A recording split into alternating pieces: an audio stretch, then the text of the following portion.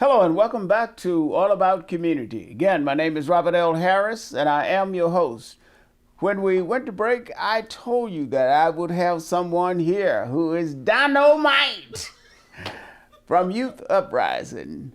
Leonard Burrell is the new CEO of Youth Uprising. Welcome back to All About Community. Last time I had you here, you were running for political office. I was running for school board in West School County. board. Okay, right. That is correct. It was school board. I was thinking it was for a committee, but Oh, that's right. You I got it right. Yes. Oh, school board came after that. Yeah. You know what? It's all a blur. Yes, It's all right. Was a committee. Yes. You're right. That's okay. But you were running for something. But since something has happened important in you, more important in your life, tell us what that is. I am absolutely over the moon, happy, glad, happy dance, and the whole nine to be serving in the role of CEO at Youth Uprising. It is one of the most honoring opportunities to actually have impact on the lives of children, youth, and teens. Now, even though Youth Uprising serves 14 to 24, just to have that impact. So I started in December 2020. Can you imagine? We were still in the pandemic. We still are. Right in the middle of it at that Right in time. the middle of it. But it was an opportunity that I worked hard for, that the board was very intentional about how they went through the process, and it wasn't easy. I can imagine. I can imagine. Now, what is Youth Uprising? Yes. The Youth audience is just waiting for you to tell them. Youth Uprising actually opened its doors in 2005. It's formerly Alameda County Health Center. Okay. Prior to that, I'm told it was Safeway. But Well, I it's- remember when it was Safeway. We're in Safeway? Okay. Yeah. So it sits right next door to Castlemont. Youth Uprising has been a hallmark nationally. It's been a national model of how you develop youth through mental health and wellness lens first, coupled with activities of 25,000 square feet of magic, I call it. So you walk in the door, you have a full cafe, which is a social enterprise opportunity. Is the cafe still running or is it closed? It's closed because right now because right. we're going through transition like the Right. world is. Right. You have 1,500 square feet of what we call the living room. At one time, Dwayne Wiggins actually was a part of the evolution of that room, and it was the Maraca room. Uh-huh. And that's where poetry, conversations happen. You go down a little further, dance studio, my favorite. I may have to bring my cheerleading moves from high school. You have a dance studio, a tech lab, over 10, 12 computers in our tech lab. You go down a little further, a full multimedia center with 2 recording studios. What do you record?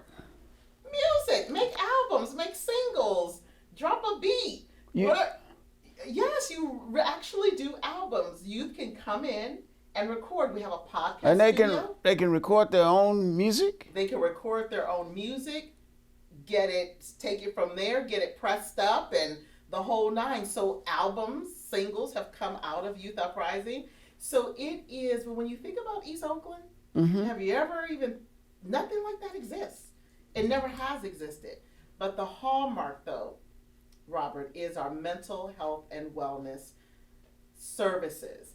I want to focus just on health and wellness. We're challenged sometimes with the use of the word mental, but we know that it's a part of it. But that is our hallmark program. Full-time clinicians in the building, Monday through Friday, 9 to 5.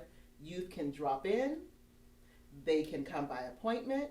Sometimes they're referred by their parents. And these are confidential meetings with the... Totally confidential, a safe space. These clinicians actually are with them for a period of time. But the beauty in that, they have these confidential conversations, and then they can go record music. They can walk out and record music. They have these confidential conversations, and they may go dance. So those step-down services, which is what they're referred to, enhances the experience on this wellness journey. Now, if you had to define for me and for the audience the mission of Youth Uprising, how would you define that? Youth Uprising takes what we have and what we're presented with, whether it's East Oakland or beyond. The health challenges, the housing challenges, the economic gap. We take all of that and we transform that not only into something greater, but we use it as an opportunity to be great. And for instance, those things I like to just mention, but I don't necessarily want it to be the focus. Yes, we know there's an education gap. Yes, we know there's a digital divide. Absolutely, there are some economic challenges. I like to mention that, but now what? So I want the youth to definitely understand it, but they don't have to stay stuck there. So Youth Uprising acknowledges where they are. We name it, and so we don't stay stuck there. And Youth Uprising allows youth to be, we always hear, be your authentic self. And I have to say this, may he rest in peace, the former president of Kaiser Permanente, Bernard Tyson. He always said, and this was shortly before he passed away, we were at Afrotech, and I never forget, he said, you know, when your employer says, come in and be all you could be, just come with your authentic self, do you really want them to show up as their authentic self? Because if they really came as their authentic self, but I have to say that Youth Uprising allows our youth to come as their authentic self. And I have to tell you, Robert, I'm transforming. As they're coming with their authentic self, I'm watching myself evolve. So Youth Uprising is positioned. And Youth Uprising, as I gather from what you said, allows them to rise and be the very best that they can be. We're going to have to go to break, so don't touch that remote. As a matter of fact, just put it down. Put it down. We will be right back with All About Community. Again, my name is Robert L. Harris.